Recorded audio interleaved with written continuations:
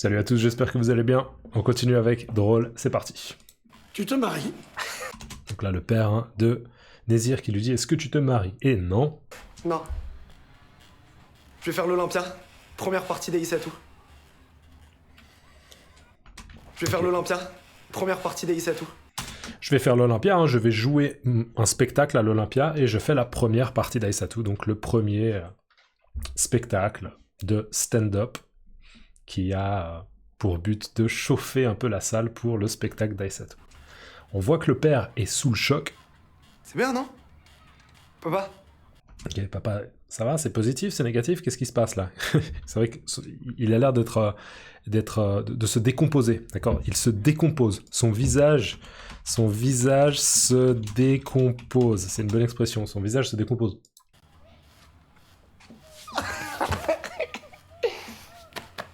Attention, faut pas attendre. Donc, son visage se décompose, son expression change soudainement à cause d'un choc, d'une peur ou d'une mauvaise nouvelle. Comme si c'était une mauvaise nouvelle. Bon, on pourrait dire clairement que dans ce cas-là, son visage se décompose, mais en fait, il est simplement sous le choc, il est très heureux. Qu'est-ce qu'il lui dit, Nézir? Attention, faut pas attendre.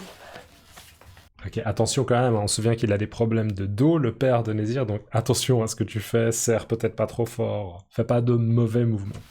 Attention, faut pas attendre.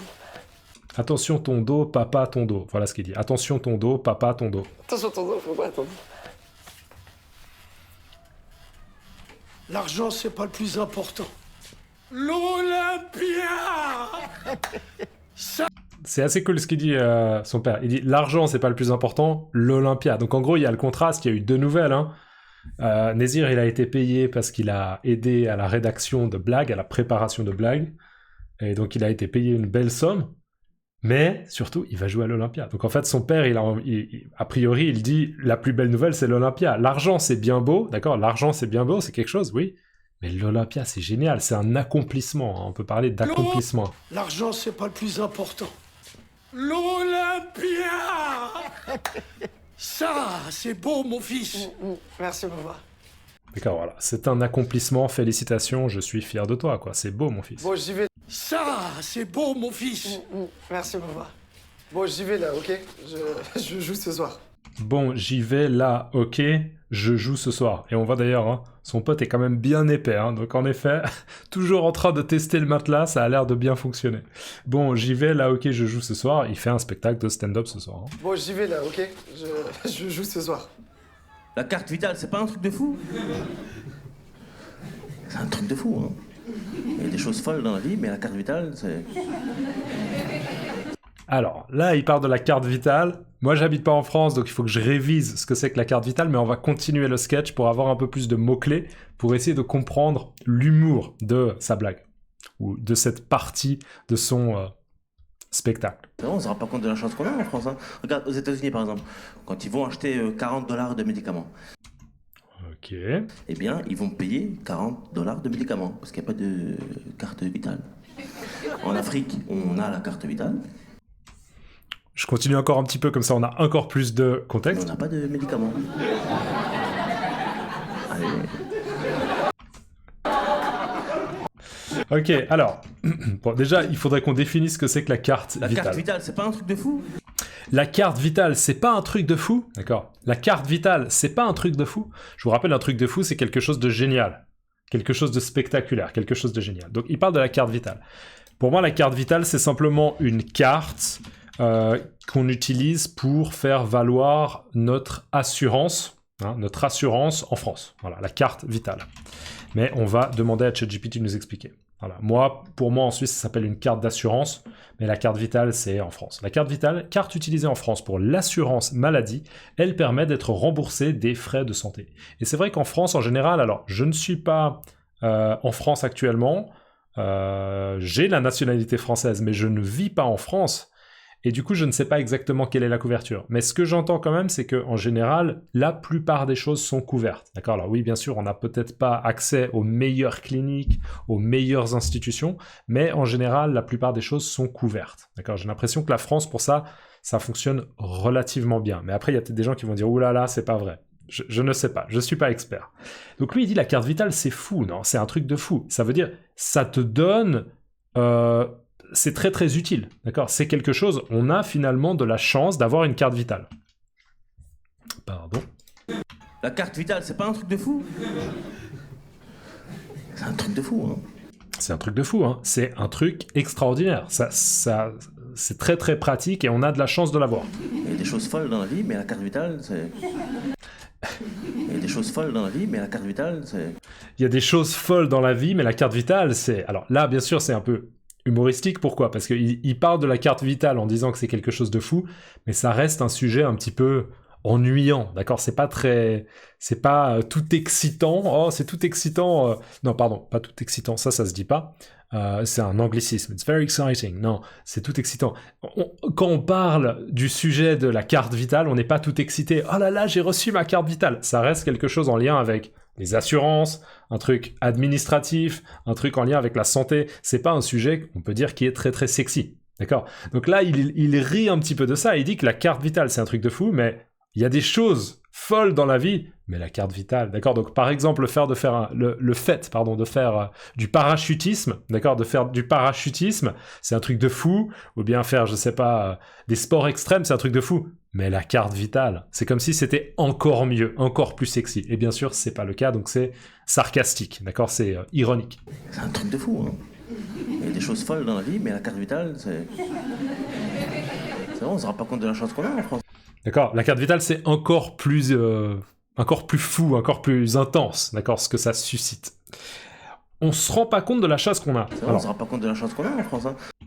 C'est vrai, on se rend pas compte de la chance qu'on a. Là, j'ai l'impression qu'il dit, c'est marrant, on se rend pas compte de la chance qu'on a. C'est marrant, on se rend pas compte de la chance qu'on a. C'est vrai, on se rend pas compte de la chance qu'on a en France, hein.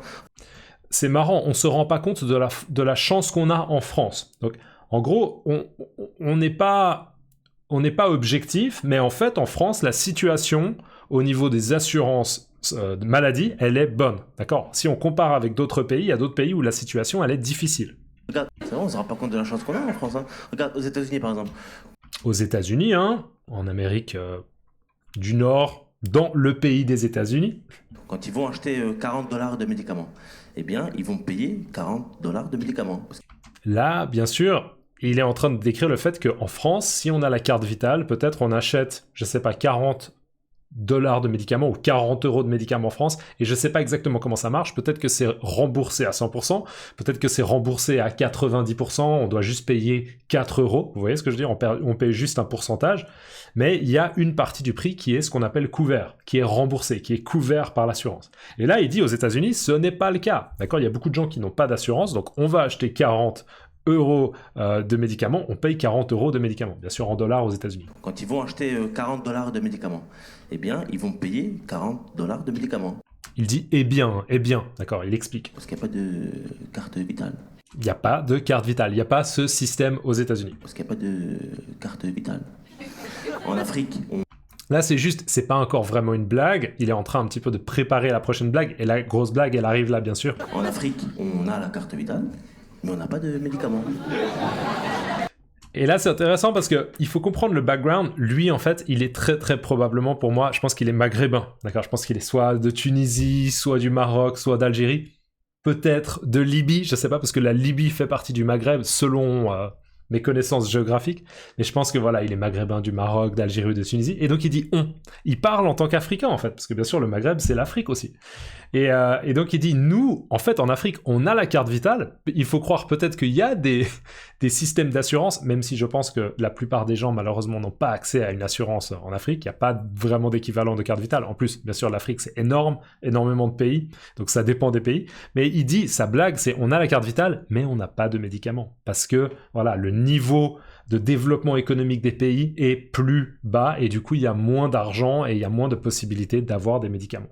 Mais on n'a pas C'est de ça la blague. médicaments. En Afrique, on a la carte vitale, mais on n'a pas de médicaments.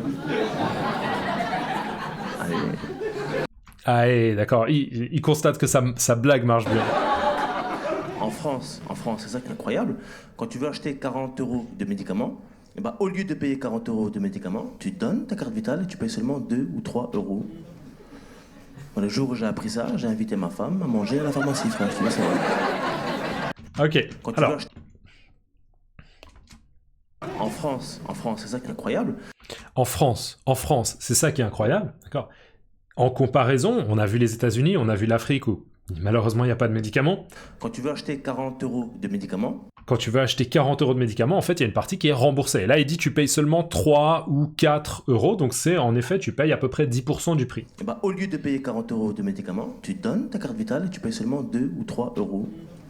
D'accord? Donc il faut croire que si tu étais touriste, étranger et que tu n'as pas de carte vitale, tu vas payer 40 €. Mais là, si tu as ta carte vitale et que tu as une assurance, eh bien, c'est ce qu'on appelle en fait c'est ce qu'on appelle la sécurité sociale. Hein. La sécurité sociale. Je crois que la carte vitale, ça a changé. Avant, on appelait la sécu. La sécurité sociale, je crois que c'est à peu près la même idée. On va voir. La sécurité sociale, système public qui aide à payer les dépenses de santé et certaines aides sociales en France. La sécurité sociale. À l'époque, on l'appelait la sécu. Si vous entendez ça dans un autre contexte, la sécu, je pense que c'est un peu l'ancien système. Maintenant, on parle beaucoup de carte vitale. Donc voilà, on paye seulement quelques francs. On paye en fait à peu près 10% du prix. Et donc là, sa blague, elle arrive. Tu donnes ta carte vitale et tu payes seulement 2 ou 3 €. Bon, le jour où j'ai appris ça, j'ai invité ma femme à manger à la pharmacie, frère. Moi, le jour où j'ai appris ça, j'ai invité ma femme à manger à la pharmacie, frère. D'accord? Donc là, il dit, moi, mec, d'accord, frère, c'est l'équivalent de mec. Le jour où j'ai appris ça, je me suis dit, mais je vais inviter ma femme à aller manger à la pharmacie. Bien sûr, c'est absurde, parce qu'on ne peut pas manger à la pharmacie.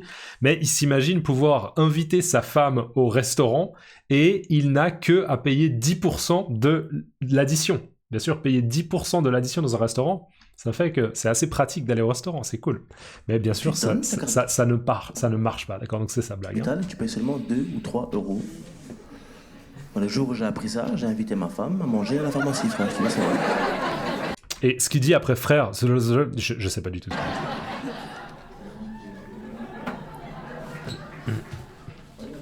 Ça va. Vite. Ouais, ça va. T'es en retard, tu passes pas. Je suis pas en retard, je passe en 5. On passe pas si on arrive après le début du plateau, ok? Ok, donc là, bien sûr, j'ai forcément oublié son nom qui va me revenir dans 5 minutes, vous m'excusez. Hein. Mais donc, celui qui a pété un plomb, je vais l'appeler celui qui a pété un plomb, il lui dit « T'es en retard, tu passes pas T'es en retard, tu passes pas. ». Ça veut dire que tu es en retard, donc tu vas pas venir sur scène pour faire ton spectacle. Je suis pas en retard, je passe en 5. Je suis pas en retard, je passe en 5. Ça veut dire que Nézir, c'est le 5e artiste de stand-up qui va passer sur scène. Il passe en 5. Je connais pas ce milieu, mais dans le contexte, ça me paraît assez clair. Il est pas numéro 1, numéro 2, 3, 4, il est numéro 5. Donc, je suis encore à l'heure. Mais, hein, ce bonhomme-là dont j'ai oublié le nom, désolé, hein, je suis terrible, lui dit, non, le principe, tu dois être là depuis le début du spectacle, sinon tu ne passes pas. Peut-être que c'est une règle. Je suis pas en retard, je passe en 5. On passe pas Je suis pas en retard, je passe en 5. Je suis pas en retard, je passe en 5. On passe pas si on arrive après le début du plateau, ok? On passe pas si on arrive après le début du plateau. D'accord? Le début du plateau, c'est le début du spectacle. Hein. Le plateau, c'est l'endroit où l'artiste, il est. D'accord? La scène, le plateau. Donc voilà, c'est un principe. Et on peut voir qu'il est un peu rigide là-dessus, peut-être parce qu'il en veut à Nézir, il en veut. On passe pas si on arrive après le début du plateau, ok? On passe pas si on arrive après le début du plateau, ok? On passe pas si on arrive après le début du plateau, ok? Depuis quand? Non, non, non, non, Depuis quand? Donc là, Nézir, il dit, cette règle-là, en fait, depuis quand on l'applique, cette règle? J'étais pas au courant. Non, non, non, non, Depuis quand? Non, non, non, non, On a le sketch de Hakim, donc Hakim, hein, d'ailleurs il s'appelle Hakim, donc je pense l'artiste qui est sur scène en ce moment, qui est à mon avis maghrébin, qui s'appelle Hakim. Non, le plateau a commencé, c'est mort, alors regarde. Non, non, non, non, le plateau a commencé, c'est mort. Mais quoi? Mais j'étais au Barbès, je jouais. Ouais, ben justement, ça suffit de jouer n'importe où, n'importe quand. C'est moi qui décide ici, ok? Il y a des règles. Ça va? Il se passe quoi? Ah, la duchesse de Gambaré nous fait l'honneur d'un plateau. Comme ça, entre 2 essayages et 3 interviews. Alors là, on peut voir qu'il pète un plomb. Hein. J'ai oublié son nom, c'est un peu embarrassant. Allez, je vais le chercher. Mais oui, bien sûr, c'est Bling. Bling, désolé. Donc Bling, en fait, il pète un plomb. D'accord? Il pète un plomb. On pourrait dire il disjoncte. Il disjoncte. Disjoncté? Ouais, disjoncté. Ça s'écrit comme ça, disjoncté. Il disjoncte. Disjoncte, ça veut dire qu'il y a trop d'électricité qui passe et le courant s'arrête. Disjoncté, pardon, disjoncté. Disjoncté, perdre le contrôle de ses émotions ou de son comportement. D'accord? Ça peut être un terme au niveau électricité, d'accord? Disjoncté, mais là c'est craquer, péter un câble, perdre les nerfs, dérailler, d'accord? Il disjoncte. Il y a trop d'émotions dans sa tête. Il n'arrive pas à gérer tout ça. Donc, on va revenir là-dessus. On passe et on arrive après le début du plateau, ok? Depuis quand? Non, non, non, non. Le plateau a commencé, c'est mort. Donc là, on a un autre artiste de stand-up. J'imagine peut-être qu'il joue en numéro 6 ou peut-être en numéro 4 qui n'a pas encore commencé. Il arrive.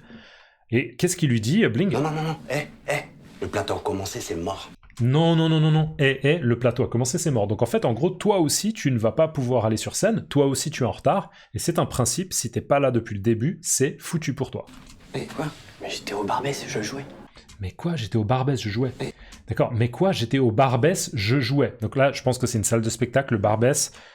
Au Barbès, je vais donner un peu plus d'apport parce que c'est, voilà, comme je suis pas de Paris, comme je n'habite pas à Paris, j'ai pas énormément de quartiers de connaissances sur Paris. Au Barbès, en fait, c'est le quartier, hein, quartier populaire du nord de Paris, connu pour ses commerces, son marché et sa diversité culturelle. Mais est-ce que le Barbès, c'est aussi peut-être un café ou bien une salle de spectacle? Je ne sais pas exactement. Parce que au Barbès, moi, si c'était un nom de quartier, je dirais j'étais dans Barbès. Ouais, on dit généralement à Barbès ou dans le quartier de Barbès. Donc là, à mon avis, on fait référence plutôt à une salle de spectacle, un café, etc. Un café où peut-être il y a une scène pour le stand-up. Donc c'est légèrement ambigu, mais je pense pas que ce soit le nom du quartier. Ok, parce que moi je dirais plutôt j'étais à Barbès. C'est ce que je dirais. Voilà. Mais donc là, il comprend pas. Il comprend pas, il dit attends, je jouais quelque part, donc j'ai une bonne excuse. Je suis pas simplement en retard par principe, juste parce que j'ai envie de prendre mon temps, mais parce que j'avais quelque chose. Donc c'est quoi ce nouveau principe? On voit qu'il est confus aussi, hein, il comprend pas trop. Le plateau a commencé, c'est mort. Mais quoi? Mais j'étais au Barbès, je jouais. Mais quoi? J'étais au Barbès, je jouais, d'accord. Mais justement, ça suffit de jouer n'importe où, n'importe quand. Ouais, bah justement, ça suffit de jouer n'importe où, n'importe où, n'importe quand. Ouais, mais justement, ça suffit Ouais, bah justement, ça suffit de jouer n'importe où, n'importe quand. N'importe où, n'importe quand, d'accord.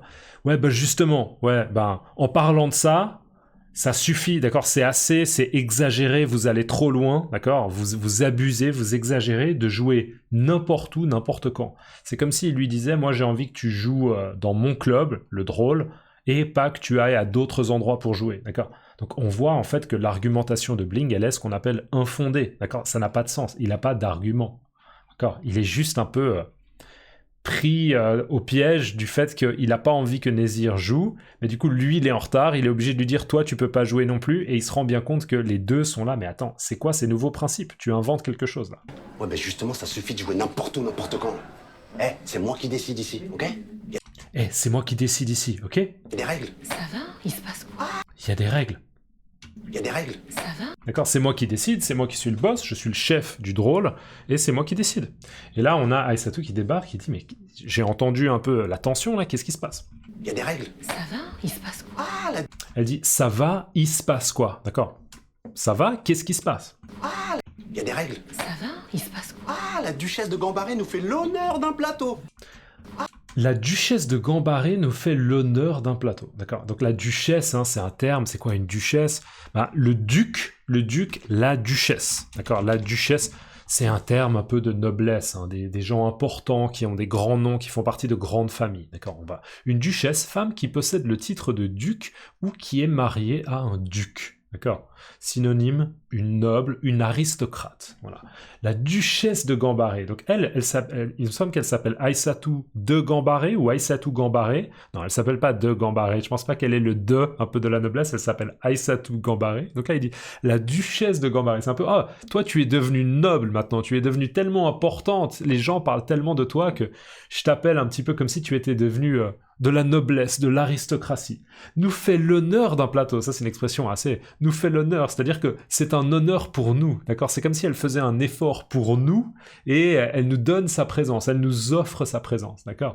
Donc en gros, il est en train de dire, toi maintenant t'es devenue tellement importante, que venir ici, c'est un honneur pour nous, d'accord? C'est comme si tu faisais un effort pour nous. Voilà, c'est un peu... il est très très rentre-dedans, en fait, il est assez agressif.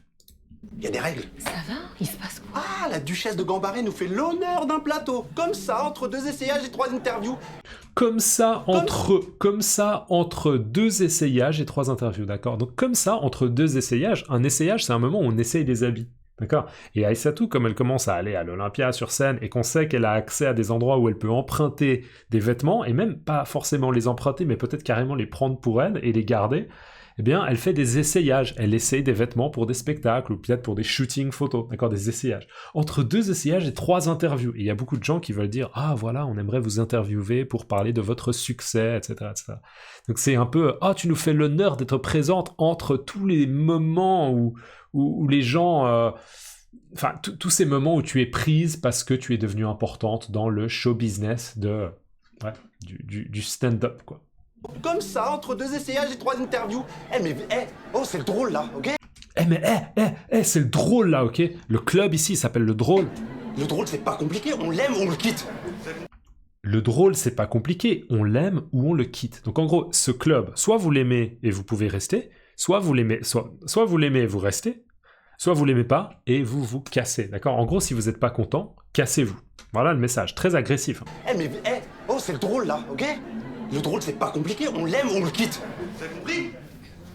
Et on voit là que le fait que Bling parle, on entend son ton agressif, ça s'entend jusqu'à la salle de spectacle. Donc ça crée un léger malaise. Il y a l'artiste, le mec qui fait son spectacle, Hakim, qui est déconcentré, et on voit visiblement que dans le public, il y a des gens qui sont un peu déconcentrés aussi, qui se disent qu'est-ce qui se passe? Est-ce que c'est prévu ou pas?